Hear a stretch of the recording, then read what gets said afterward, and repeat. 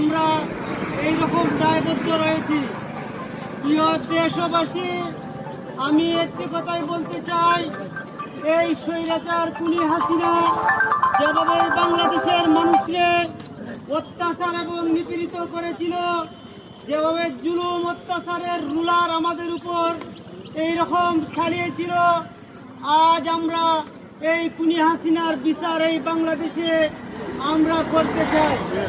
আমি এই দেশবাসীর কাছে আমি আবেদন জানাই যে এই স্বৈরাচারের সাথে যে সমস্ত নেতা হল এইরকম তারা ছিল, জড়িত ছিল, তাদেরকে আইনের আওতায় এনে তাদের সুস্থ তদন্ত করে প্রত্যেকটি মানুষের বিচার যেন এই বাংলাদেশে হয়, আমি এই আহ্বান রেখে আমার সংক্ষিপ্ত বক্তব্য আমি এখানেই শেষ করলাম। বাংলাদেশ জিন্দাবাদ।